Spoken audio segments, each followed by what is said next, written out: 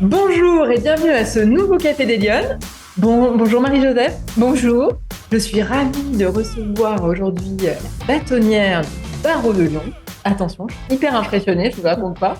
Il n'y a pas de quoi. Ah mais si, vous allez voir, vous allez nous expliquer. On est reçus dans les fabuleux locaux du Fourvière Hôtel dans le 5e arrondissement de Lyon. Donc on domine la ville de Lyon. Beaucoup de chance. Très beau point de vue. Voilà. Marie-Joseph Laurent, donc vous êtes la bâtonnière du barreau de Lyon, je viens de le dire. Première question, est-ce que vous êtes une femme engagée? Est-ce que j'ose vous poser cette question? Est-ce que vous êtes une femme engagée? Oui, Oui, et je l'ai toujours été. d'accord. Il y a peut-être des signes qui pouvaient le laisser penser, c'est que dès que je suis allée à l'école et dans ma classe, il a fallu élire un délégué de classe, j'ai toujours été déléguée de classe, Vous avez levé la main tout le j'ai temps. toujours levé la main. Quand je suis arrivée à la fac, je suis rentrée dans un groupe d'étudiants. Euh, Quand je suis arrivée au barreau, alors là, je n'ai pas été RJB, c'est-à-dire les représentants du jeune barreau ou l'équivalent à l'époque, mais après une huitaine d'années de barreau, j'ai commencé à être membre du Conseil de l'ordre, trésorier de l'ordre, membre du Conseil national. Ah oui, d'accord. Voilà. Après, j'ai fait une pause et je suis Ouais. revenue on va dire une quinzaine d'années après. Mais j'ai toujours eu envie, là où j'étais, là où je vis, là où je travaille, j'ai toujours eu envie de m'engager pour le collectif. Ah oui, d'accord. Mais c'est quoi votre moteur? Ah Ça bah, vous sert à quoi, en alors, fait, cet engagement? mon moteur, c'est l'envie de mettre mon énergie au service d'une cause ou d'un projet qui va au-delà de ma personne. Et je sais que en donnant, je vais recevoir en retour. C'est sans calcul, mais c'est automatique et ça marche à tous les coups. Et puis surtout, l'engagement, ça vous donne de l'énergie, ça vous donne des ailes. Quand vous êtes au-delà dans ce que vous faites, au-delà de ce qui vous sert vos propres intérêts, sert l'intérêt collectif. Voilà, ça vous donne de l'énergie. Moi, en tous les cas, ça me donne beaucoup d'énergie. Alors, aujourd'hui, vous êtes à la tête du barreau de Lyon. Est-ce que Oui. vous pouvez nous expliquer ce que ça veut dire très concrètement? C'est pas forcément clair pour tout le Voilà. monde. C'est Alors, impressionnant. C'est quoi? Vous êtes la chef des oui, avocats? c'est un peu ça. J'avais dit à une de vos consoeurs qui m'avait interviewé pendant ma campagne, elle m'avait dit, mais alors c'est quoi cette affaire de bâtonnier? Et j'avais répondu très spontanément, il était 7 heures du matin, voilà. Je lui ai dit, c'est un peu le chef de la tribu. Et donc, comme je me suis pas fait disputer la première fois d'avoir utilisé cette expression, Voilà, elle me l'employé. revient à l'esprit ce matin. Mais c'est un peu ça. L'esprit, c'est un peu chef de la tribu parce que le bâtonnier, il est le représentant des avocats à l'égard de la société civile, les institutions, donc à l'extérieur. Je représente le barreau de Lyon, mais à l'intérieur, à la fois, je suis en charge de m'assurer avec les équipes, bien évidemment, de m'assurer du bon fonctionnement de notre barreau, de notre ordre, avec toutes les obligations légales qu'on peut avoir, d'animer le barreau, de le faire rayonner, mais également à la fois de poursuivre, de déclencher des poursuites si l'un Ah oui. d'entre nous commet des fautes disciplinaires, et en même temps, je suis là pour protéger mes confrères lorsqu'il y a un incident avec un magistrat. On appelle le bâtonnier vient, essaye de régler le problème avec le président. Protéger les confrères, c'est essayer de faire tout ce qu'on peut pour aider ceux qui sont dans les difficultés. Voilà, donc vous voyez, c'est pour ça que ça fait un peu chef de la tribu, puisque le chef de la tribu, il est à la fois l'autorité, mais aussi celui qui protège et qui Ah veille aux ouais. intérêts du collectif. Alors moi, je suis très contente de vous avoir comme invité ce matin parce que pour moi, depuis le début du lancement de l'équipe des Lyonnes, les avocates, Oui, finalement, elles symbolisent l'engagement dans le débat public parce que c'est souvent des métiers dans lesquels on a à prendre la parole, hein, bien les sûr, tribunaux. Alors, ça dépend évidemment bien sûr. des secteurs à l'activité. Est-ce que, alors, pour le coup, c'est quand même un secteur qui est très féminin, très féminisé. Absolument. Depuis plusieurs années, et pour ne pas dire presque 2 décennies, dans les promotions qui sortent de l'école des avocats de Lyon, enfin de Rhône-Alpes, qui est située à Lyon, on est à 60, on a commencé à être au-delà des 50%, et puis maintenant on est à 60 et plus Alors, 60%. ça veut dire quoi? Ça veut dire que les femmes, elles réussissent bien ou mieux dans les carrières juridiques? Ben, les femmes, à mon sens, au stade des études, les femmes réussissent mieux, souvent, que les garçons, enfin les filles que les garçons, parce que je crois que comme on se dit, et ça fait partie de toute la problématique, on se dit que rien ne nous sera donné, qu'il faudra tout conquérir ou acquérir, on met les bouchées doubles, on travaille, on arrive pour les examens, on est fin prête, parce que on se dit qu'il faut qu'on travaille beaucoup, qu'on fasse quand on arrive dans une profession, il faut qu'on fasse la démonstration de notre compétence, alors que nos garçons, nos copains qui sont assis sur les mêmes bancs que nous, eux, ils arrivent avec une présomption de compétence. C'est vrai. Vous voyez, c'est des petites, c'est des petites. Alors tout ça, ce sont des archaïsmes qui sont en train de bouger, mais pour quelqu'un de ma génération, c'était ça. Donc, à force de bien préparer ses examens, de travailler en classe, de faire un espèce de surtravail pour être super prête, quand on est dans des concours ou des examens, on voit bien que dans les taux de réussite, les filles sont... Oui, ça fonctionne bien. Ça fonctionne bien. Mais alors, par contre, ça se corse un petit peu ou ça se gâte un peu après. Alors, après, si je prends l'exemple, je vais pas parler de l'extérieur, je vais parler de ce qui se passe dans la profession d'avocat, et notamment au sein du barreau de Lyon. Et le barreau de Lyon est assez révélateur puisque le barreau de Lyon, c'est presque 4000 avocats. On est 3800 et quelques, mais on a une promotion qui va arriver, donc on franchira sans doute la barre des 4000 en janvier. Le barreau de Lyon, c'est le deuxième barreau de France après Paris. Et Paris, c'est... on dit le premier après Paris. Qu'est-ce que je dis? Non, mais moi, j'aime bien dire ça parce qu'on est le premier barreau de France après celui de Paris. Oui, d'accord. Ben, c'était mieux. Comme disent nos amis parisiens, on est le premier barreau de province, ou des régions maintenant. Des régions. Bref. Mais en étant le deuxième, le barreau de Paris, c'est 10 fois en effectif le barreau de Lyon. Ah oui, d'accord. Mais le barreau de Lyon est le premier de très loin. Donc, on a quand même, avec 4000 avocats, on a quand même un échantillonnage de ce qui se passe dans la profession, un échantillon significatif. Et on se rend compte que à l'entrée, il y a plus de garçons, il y a plus de filles, de femmes que d'hommes qui rentrent dans la profession. Mais depuis des années, on perd en moyenne 30% de femmes dans les 10 premières années. Ok. Et pourquoi on fait? Eh bien, parce que la profession est attractive au départ, mais la difficulté, c'est un métier qui est très chronophage, qui demande beaucoup de temps, beaucoup d'heures, et que c'est pas toujours compatible avec une vie de famille quand on est une jeune femme qui vient de finir ses études, qui décide d'avoir des enfants ou qui avait encore des enfants en bas âge. Enfin, c'est très difficile à concilier. Et finalement, elles finissent par jeter l'éponge, aller vers d'autres professions, rentrer comme juriste dans des services contentieux, dans des entreprises. D'autant que les entreprises sont très intéressées par le fait de récupérer des avocats, notamment des avocates, dans leur service. Ils savent que, comme on est une profession dans laquelle on travaille beaucoup, donc une grosse capacité de travail, une bonne formation, une bonne connaissance, souvent un relationnel une façon d'être qui peut être tout à fait positive, à la fois battante, mais sachant travailler dans le consensus, respecter un cadre, voilà, etc. Donc, on perd un nombre significatif de consoeurs dans les premières années. Et puis, ce qui se passe également, c'est que quand on regarde les statistiques de rémunération, eh bien, les femmes avocats sont encore sensiblement moins rémunérées que les garçons. Donc, on y travaille. Je part d'un projet. J'ai le projet d'organiser avec la commission, parce qu'on a une commission égalité au sein de... D'accord. On fait des constats. Et quand on fait des constats, on se donne les moyens quand même on se penche sur le problème pour y remédier. Donc, on a cette commission égalité, qui s'occupe également des problématiques de harcèlement, mais sur l'égalité. Et je viens de proposer à la commission qui l'a accepté l'idée d'organiser au printemps une journée parce que je le vaux bien. Oui.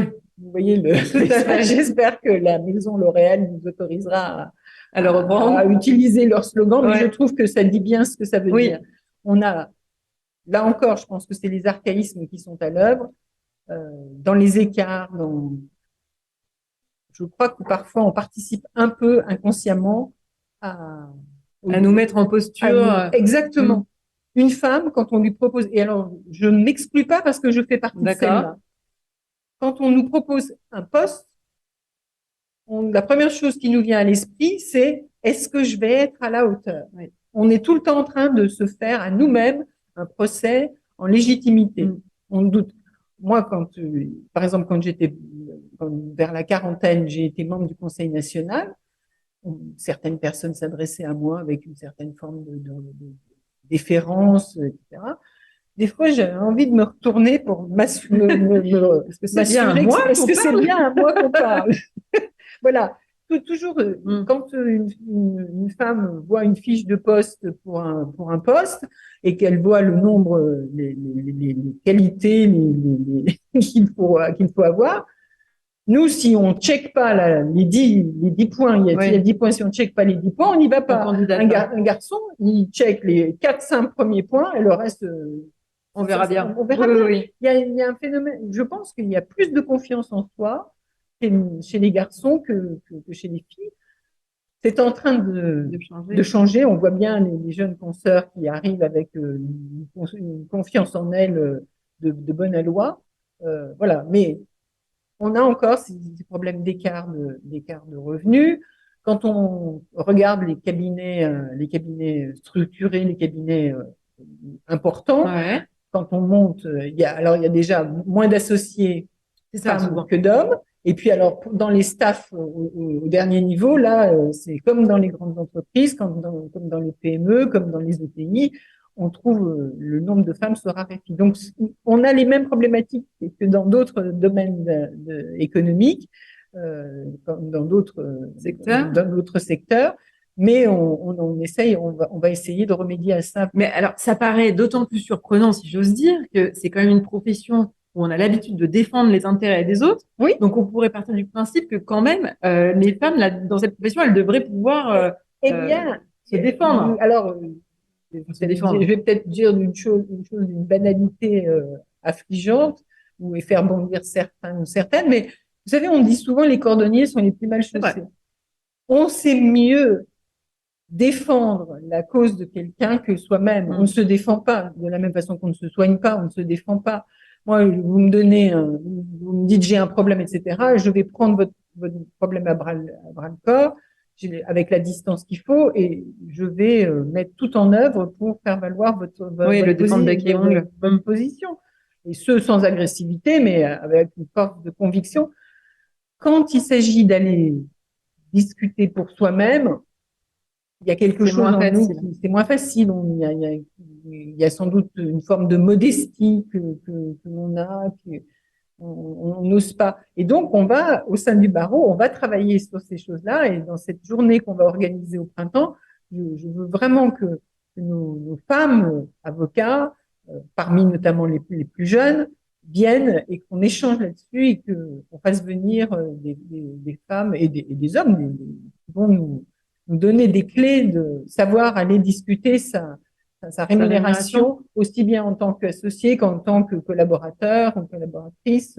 Voilà. Donc ça veut dire que c'est un secteur où vous vous posez les mêmes questions que dans les autres. Absolument, absolument. Sachant que je ne sais plus ce que je voulais vous poser comme question, mais ça va revenir, c'est pas grave. Vous, on s'intéresse à votre parcours. Comment vous avez construit votre parcours? Est-ce que d'abord c'est quelque chose, c'est pas toute petite, vous rêviez d'être avocate? Oui. Ah, c'est vrai? J'ai eu envie d'être avocat à l'âge de 11 ans à peu près, parce qu'en sixième, le professeur d'histoire géo qui faisait aussi l'éducation civique, je ne sais pas si ça existe encore au lycée, à l'époque c'était même le lycée dès la sixième. Bref, nous avons emmené au palais de justice, un après-midi au palais de justice. Et je suis sortie de là et j'ai dit, c'est ça que je ferai. Ah oui, ok. Quand je serai grande.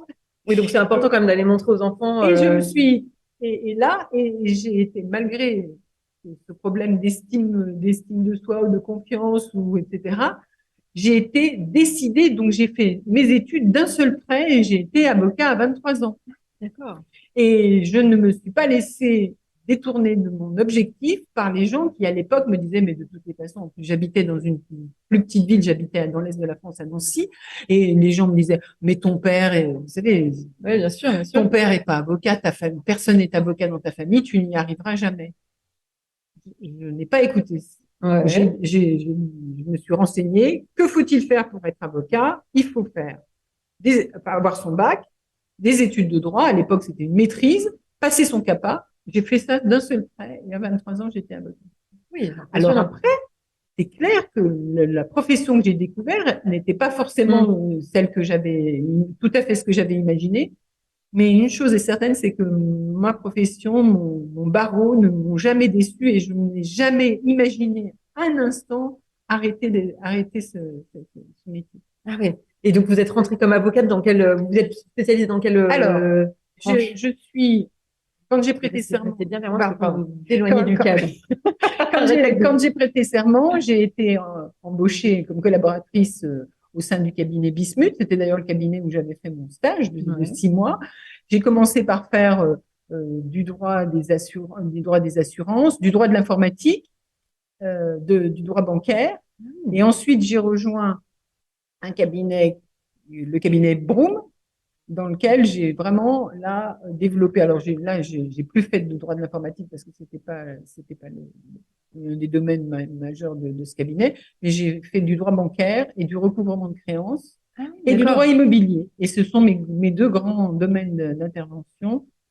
Donc, ça veut dire que c'est une profession où on peut quand même changer de secteur, absolument, de spécialisation. Absolument. Et ça, c'est une chose à laquelle j'insiste beaucoup auprès de mes confrères. D'abord parce que tout évolue. Il y a des domaines du droit qui n'existaient pas quand on était, il y a ne serait-ce que 15 ou 20 ans. Toutes les nouvelles technologies, bien sûr. etc. Il y a vraiment des domaines du droit qui sont apparus et puis d'autres domaines du droit qui s'amoindrissent avec le temps. Il y a moins d'affaires, il y a moins de contentieux, il y a moins de, bref, il y a des évolutions qui se font. Et ce que parfois je nous reproche à nous-mêmes, c'est qu'on a tendance à faire ce qu'on a commencé à apprendre chez notre premier patron, c'est notre premier boss. Et comme on a appris à faire les choses chez lui, on est resté sur les domaines et on s'est tracé immédiatement. Je ne veux pas dire qu'on s'est mis des œillères, mais parfois on se pose pas de questions. Or, je pense qu'il faut au contraire continuer à creuser l'expertise qu'on a initiée et il ne faut pas être un papillonné, faire de tout à moitié. Il faut faire les choses bien, mais ne pas hésiter à s'intéresser à d'autres domaines et se former. Surtout que nous avons toutes les possibilités de nous former, de rentrer au sein du barreau.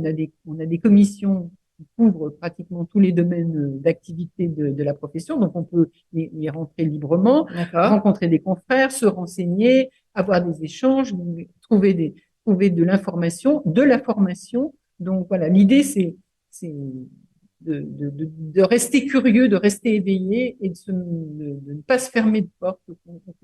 Alors, si j'entends votre message, c'est surtout, vous me dites, c'est un secteur ouvert, accessible. Il faut pas hésiter à aller dans cette filière. Est-ce qu'il faut des prédispositions j'imagine qu'il y a des gens qui posent la question, mais est-ce que si on est timide et qu'on a du mal à s'exprimer devant ses camarades, ben ça veut dire que c'est pas un métier pour soi, ou est-ce que on apprend, il y a des techniques, tout s'apprend et toute chose qui peut paraître, tout trait de caractère qui peut paraître un handicap se surmonte. D'accord. Et il ne faut pas croire qu'un bon avocat, ce n'est qu'un beau parleur. Bien sûr qu'il y a on a des personnalités différentes. Il y a des gens qui sont plus à l'aise à l'oral, mais qui le sont moins à l'écrit, et vice versa. Non, je pense que. Alors, quel conseil vous donneriez aux jeunes qui aspirent à cette carrière? Est-ce qu'il y a des choses à faire? Alors, avoir le goût du travail. Ça, si vous n'aimez pas trop travailler, c'est pas fait pour vous. C'est pas fait pour vous.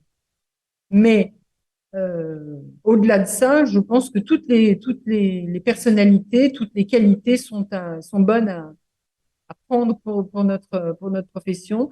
Il faut avoir quand même le goût de l'honnêteté intellectuelle, au-delà de l'honnêteté financière, de l'humanité, Est-ce que vous avez eu le sentiment, à un moment donné de votre déroulé de carrière, vous êtes investi, du coup, vous avez pris des responsabilités un petit peu tout au long de votre Mhm. parcours étudiant, puis de votre carrière professionnelle. Est-ce que vous avez eu l'impression, à un moment donné, d'être empêché, d'être freiné? Est-ce qu'on vous a dit non, ça c'est pas pour Parce que toi? j'étais une femme? Oui, Jamais. d'accord. Jamais, jamais, jamais. Alors, je vous ai cité rapidement mon parcours, Bismuth, Broom, et puis aujourd'hui Jean-Loup Roger, qui est le président du groupe auquel j'appartiens, Inclid. C'est vrai que c'est ce qui est d'amusant, c'est que tout au long de mon parcours, j'ai eu des hommes qui m'ont inspiré, qui m'ont Ouais. formé, et Ils ont fait surtout qui confiance. m'ont fait Mm. confiance. Et ça, c'est vraiment extrêmement important parce que, comme je crois qu'il y avait une publicité, je crois que c'était pour des petites crèmes chocolatées où il y avait un petit slogan en disant tu trahis la confiance qu'on a mis en toi. Il parlait à son hamster, le petit garçon qui faisait la pub.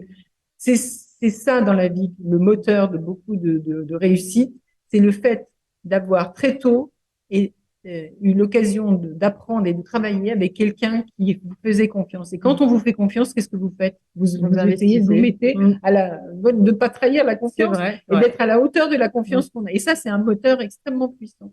Donc, j'ai toujours eu, jusqu'à maintenant, toujours eu à côté de moi, où j'étais à côté, soyons modestes hein, tout de même, j'étais toujours à côté d'un homme qui m'a donné confiance, enfin qui a eu confiance en moi. Alors ça aurait pu être des femmes, mais le hasard a voulu Mm. que ce soit Mm. des hommes. Et je n'ai jamais eu le sentiment que le fait d'avoir été une femme euh, m'avait empêché d'aller là où je voulais. Mais cela étant, j'ai quand même un parcours qui est le suivant, à titre personnel. J'ai eu un seul enfant, un fils que j'ai eu à 40 ans. Mhm. Donc, c'est vous dire qu'avant, Oui, alors c'était pas, mon fils ne pointait pas le bout de son nez, c'était pas volontaire, oui, oui, mais il n'empêche que j'ai beaucoup, beaucoup, beaucoup travaillé.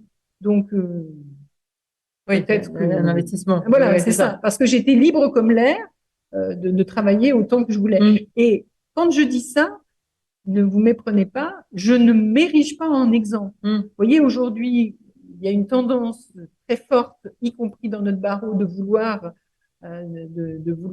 avoir un équilibre meilleur entre la vie professionnelle et la vie familiale, ou la vie personnelle, on va dire. Je trouve ça très bien. Mm. Et Oui, voilà. oui, oui, bien sûr. J'ai pas de regrets. Oui, Il se c'est trouve un que les constat choses que se vous sont faites formulez. comme Oui. ça, mais je constate que peut-être que je n'ai pas, j'ai avancé au même rythme que les hommes dans mon parcours. Mm.